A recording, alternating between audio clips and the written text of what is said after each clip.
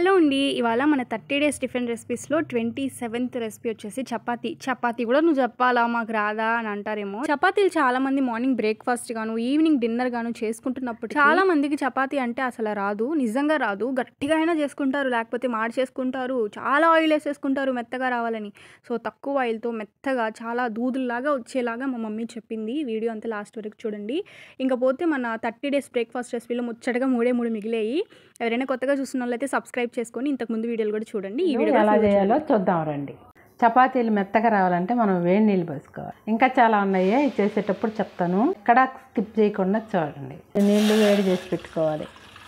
ఇప్పుడు ఈ వేడి నీళ్ళలో కొంచెం ఉప్పు వేసుకోవాలి. కలిపేటప్పుడు సాల్ట్ వేయడం కంటే ఇట్లా వేడి నీళ్ళల్లో కళ్ళు ఉప్పు వేసుకుంటే బాగుంటుంది. ఇప్పుడు ఈ మరిగే నీళ్ళల్లో కొంచెం ఆయిల్ వేసుకోవాలి. తెల్లని అవసరం లేదు, ఊరికే ఉప్పు కరిగినంత వరకు కరిగిపోయింది కాపేస్తాం. ఇప్పుడు పిండి కలుపుకున్నాం రండి.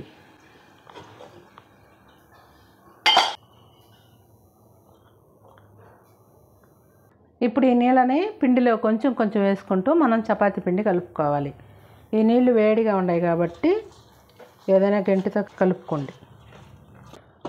మనం తీసుకునే పిండికి ఎంత ఉప్పు కావాలో అప్పుడే నీళ్ళల్లో వేసుకోండి, మళ్ళీ వేసుకోవద్దు.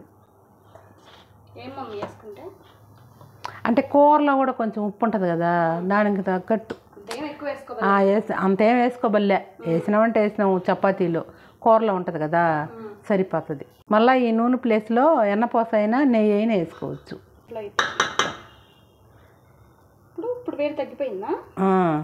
తగ్గిపోయింది. ఇప్పుడు చేయి పెట్టి బాగా ఒత్తుతో కలుపుకోవాలి.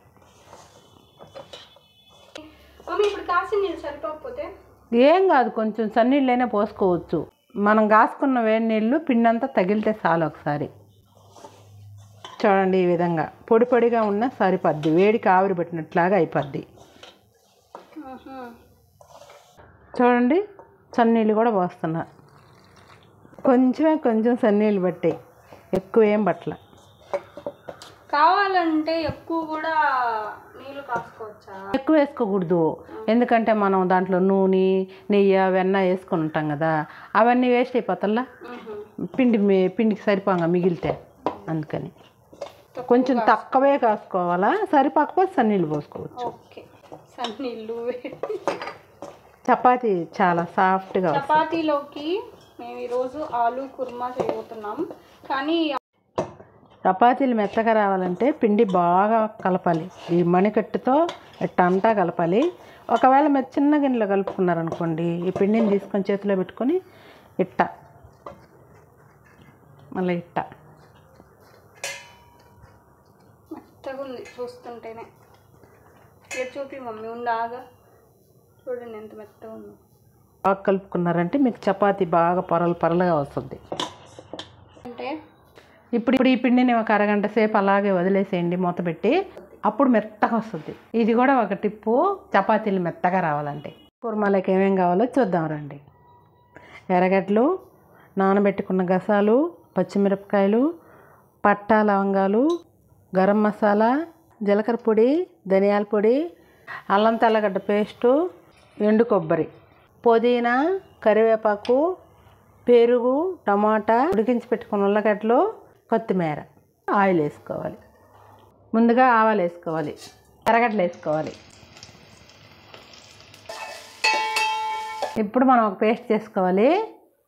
దానికోసం ఎండు కొబ్బరి, ఈ ముందుగా నానబెట్టుకున్న గసాలు, ఈ అల్లం వెల్లుల్లి పేస్ట్. మామూలుగా అయితే అల్లం తెల్లగడ్డ వేయాలి, మా దగ్గర పేస్ట్ ఉంది కాబట్టి వేసాం అంతే. పట్టా లవంగా వేసుకోవాలి, మిరపకాయలు వేసుకోవాలి, టమాటాలు వేసుకోవాలి. ఇప్పుడు మనం మిక్సీ పట్టుకున్న మసాలా వేసుకోవాలి.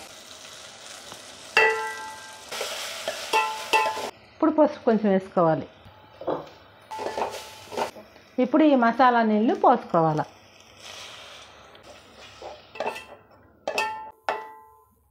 ఇప్పుడు కరివేపాకు వేసుకోవాలి.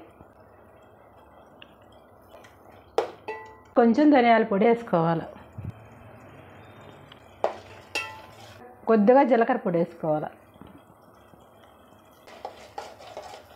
కొంచెం పెరుగు వేసుకోవాలి, కొంచెం పుదీనా వేసుకోవాలి. ఇప్పుడు దీంట్లో నుంచి నూనె బయటకు వచ్చే వరకు బాగా యాగనివ్వాలి. కొద్దిగా కారం వేసుకోవాలి.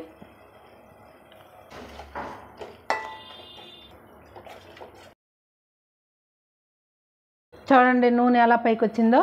నూనె పైకి వచ్చింది కదా, ఇప్పుడు మనం ఉల్లగడ్డలు వేసుకోవాలి.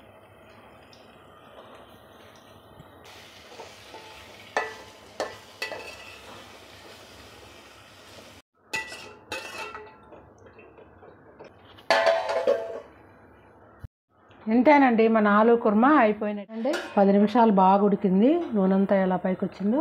ఇంట్లో కొద్దిగా కొత్తిమీర వేసుకున్నాం. ఇప్పుడు లాస్ట్లో కొద్దిగా గరం మసాలా వేసుకోవాలి. ఆపేస్తున్నా ఇంకా. మనకు ఆలు కుర్మా ఇలా రెడీ అయిపోయింది.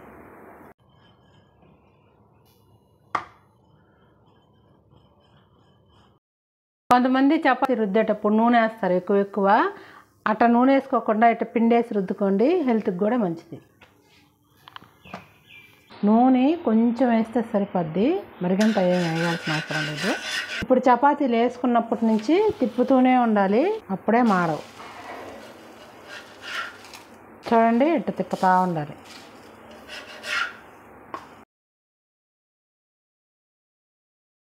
కొంతమంది 2 స్పూన్లు నూనె వేసి దానిపైన చపాతీ వేసేస్తారు.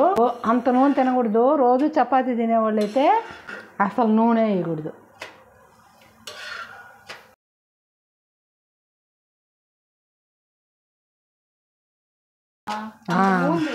అంతే కదా. అయితే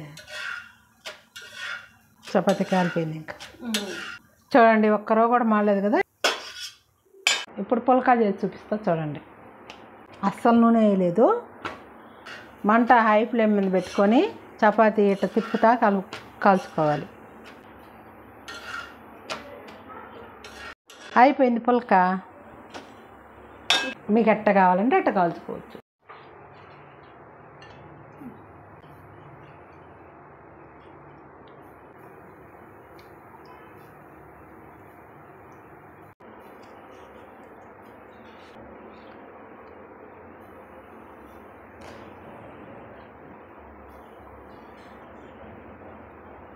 చూడండి తుంచుతుంటే ఎలా మెత్తగా తునిగిపోతుందో. అద్దరిపోయింది. మీరు కూడా చేసుకొని తినండి. రేపు ఇంకొక టిఫిన్ ఎపిసోడ్లో కలుద్దాం. సబ్స్క్రైబ్ చేసుకోండి ఎవరైనా కొత్తగా చూస్తున్నట్లయితే. బాయ్.